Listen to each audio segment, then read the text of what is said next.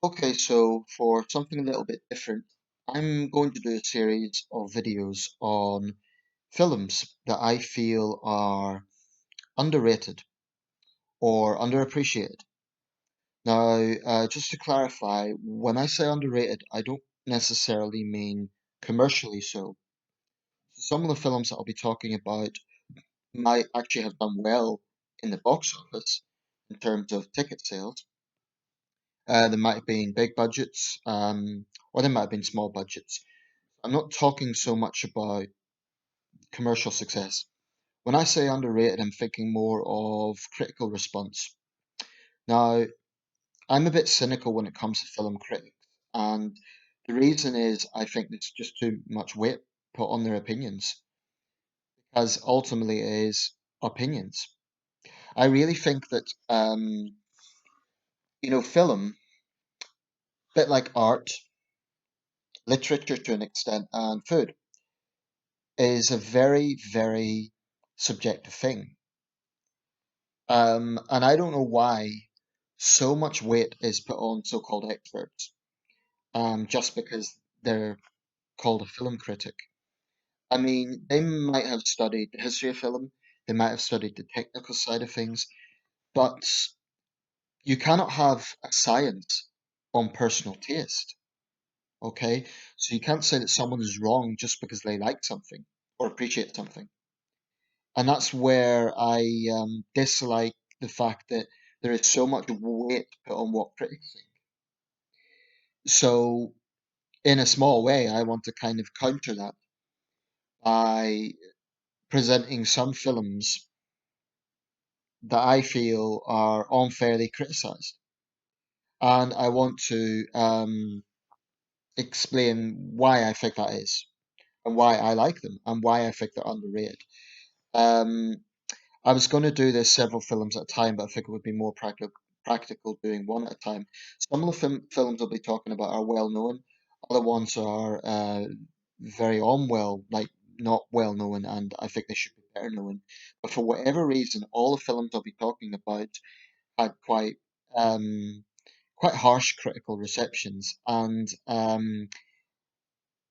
I just hope that I make a positive pitch for them and give something for people to think about. You don't have to agree with me, of course. You might hate the film that I'm talking about, films, and you might say, "Oh, Nathan, you're wrong about this, whatever." But that's just the point. It's subjective. I really think it's a little bit arrogant for people to say such and such a thing is wonderful, and anyone who disagrees with me is an idiot. I mean, I certain films that I love, I do find it hard to understand the critique, and I will counter the critique, but I don't say their opinion's invalid.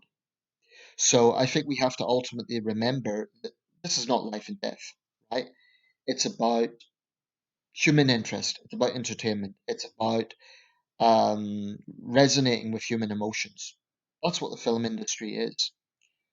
So people shouldn't be get too personal about it, and I try hard not to.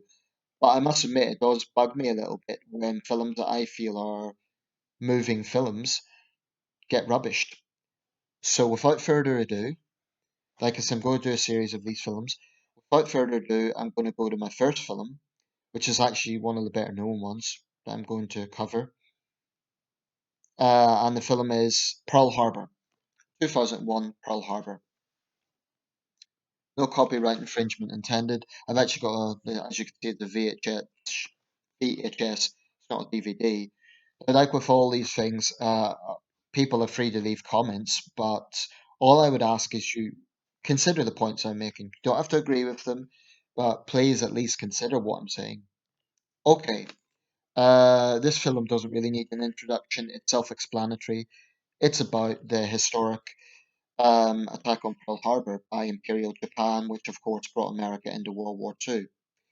The film was released in, I believe it was June 2001 or May 2001. I saw this film at the cinema, and it really is the sort of film that lends itself to the big screen. I would call it an epic. It's directed by Michael Bay and produced by Jerry Bruckheimer. And basically, it is about the attack. That's a major focus of the film, but it's also heavily focused on a fictional love triangle between these three characters, Kit Beckinsale, Ben Affleck, and Josh Hartnett play the lead roles. And I put the characters roughly equal billing. I mean, this has Ben Affleck in the top uh, billing, but I would say Kate Beckinsale and Josh Hartnett's characters are just as important. Now, this immediately is one of the points of critique. I've noticed, in fact, just kind of before this, I looked at a video comparing the 1970 film Tora Tora Tora with Pearl Harbor, and predictably, it was all full of people rubbishing Pearl Harbor on the grounds that it used CGI, and apparently the 1970 film used real planes. Um, Now, I haven't seen Tora Tora Tora, so I'm not going to make any comment on it. The clip they showed seemed quite impressive for the time. I thought some of the dialogue in that seemed a little stagey. I don't know, but like I said, I'm not going to critique it either way. Certainly, the comments were very positive, but a consensus there was, oh, the love story in the 2001 film. Well, first of all, that is not a new thing in the film industry. You know, there are love stories in epic films going way back. Gone with the Wind, Casablanca. It's not a new thing. So I really have no problem with bringing a human interest story into the main characters in an epic film. Tora Tora Tora, as I understand, was more focused on just the event, on the military side of it, on the political side of it. And that's fine. Like I say, I haven't seen it. I'm sure it's a good film. And there are other films. Tonight I'm going to watch The Thin Red Line. It's a very different film from Pearl Harbor. It's a very good war movie and it's critically acclaimed 1998 with good reason. But I think I have a theory about this. Pearl Harbor was commercially successful. I think it quadrupled its budget. Um, I think, and don't quote me on this, but I think the budget was 160 million and it made over 450 million in the box office. This was 2001, so it was a fairly successful um, commercial film. Now, 2001, the 60th anniversary of the event, or coming up to that, it was also, of course, the year of September 11th. And I remember at the time, there were inevitably comparisons between Pearl Harbor and 9/11. Um, Had that film been released afterwards, I honestly think it would have been even more successful for obvious reasons. People are sentimental. So the film basically, if you don't know, it follows these three. Um, Ben Affleck's character Reef is has grown up with Josh Hartnett's character, the boyhood friend, best friend, and basically he joins the RAF.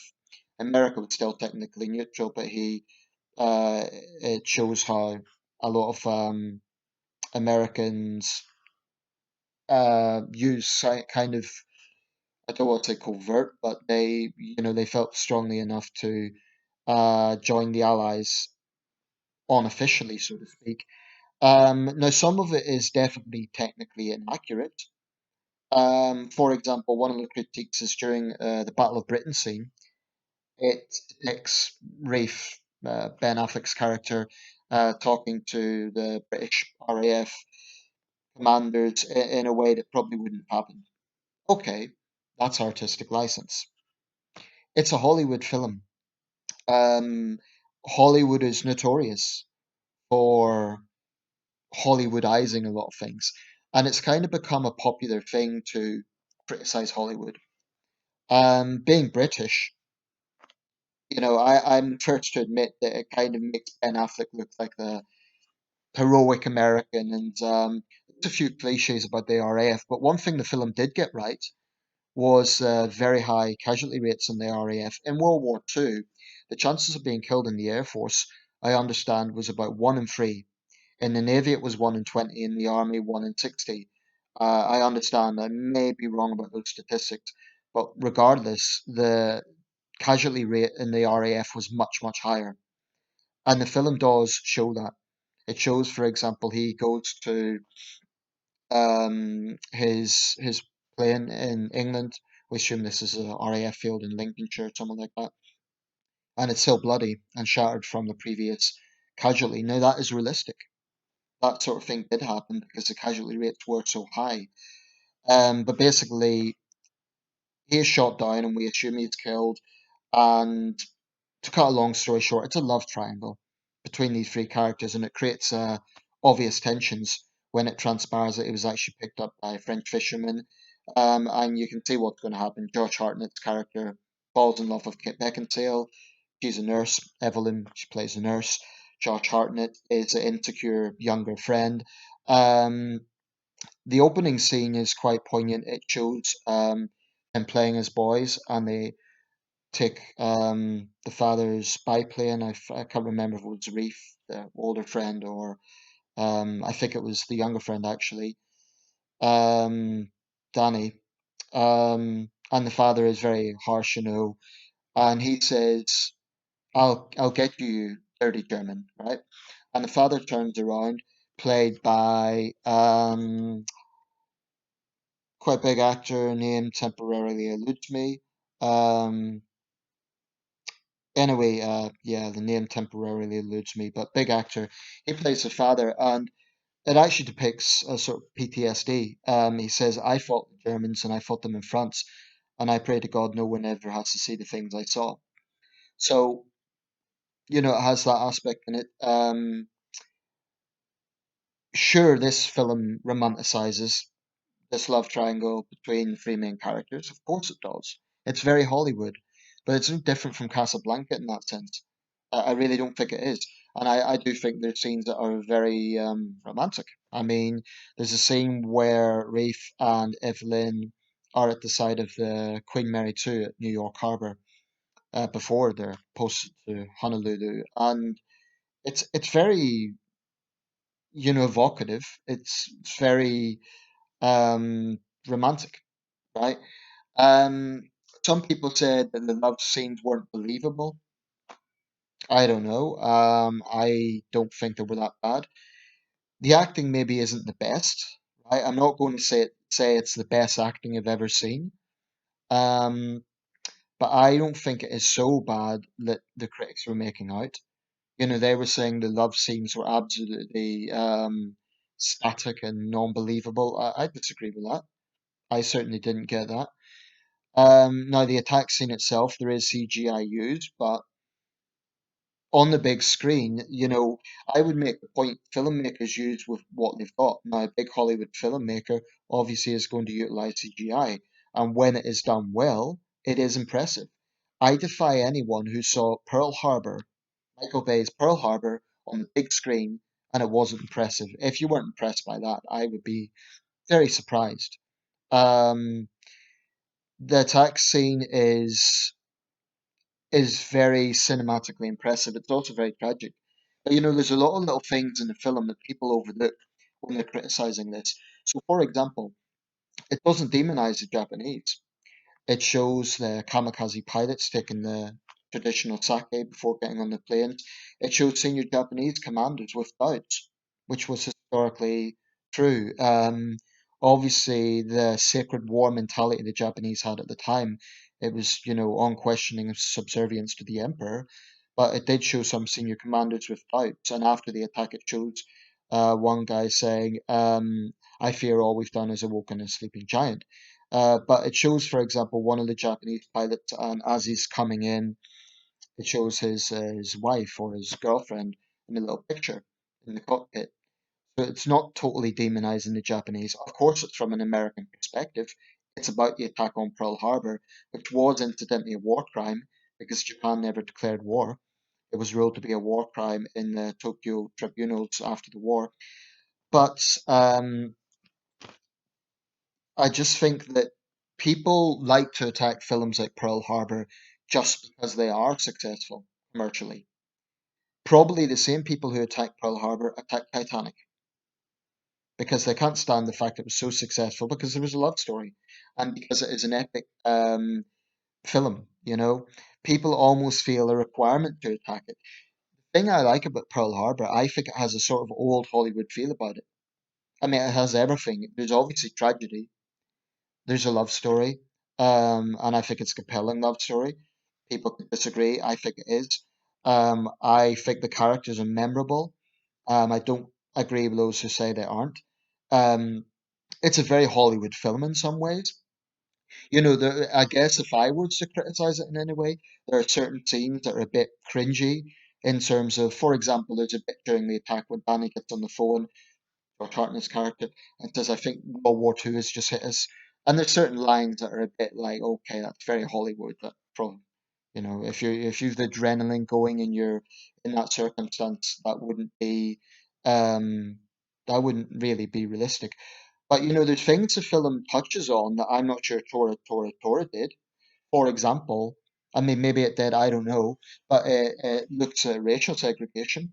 The character played by Cuba Gooding Jr., for example, is a chef because he's black, and shamefully in the 1940s, the American military was still segregated. But during the attack, and he's apparently based on a historic character, he's the only man standing, and he then takes the gun to take on the aircraft that are coming in. All the others in the vicinity have been killed. There's a very sad scene where you see the men in the USS Arizona. They are drowning, and they've actually got their hands going through the hull as after the attack, as they're trying to weld through and get to these poor men that are drowning. It is, of course, a resting ground. Um, it's a long film. It's about 3 hours long, and it includes the Doolittle raids, which were the first sort of military response directly to Pearl Harbor. They infiltrated right into Japan, and they were more a moral victory than a major attack, but they did take out some industries in Tokyo. There were minimal casualties. The film ends basically with the two little bombers were downed, and in history, by the way, Chinese peasants saved a number of them. But it shows the younger friend Danny dies, and then he's brought back, and kind of comes full circle in a sense. But what the hell? I think it's a damn good movie, and people are free to disagree. But I just think that the reasons that people give for criticizing Pearl Harbor, I just don't see. So they say the love scenes aren't believable.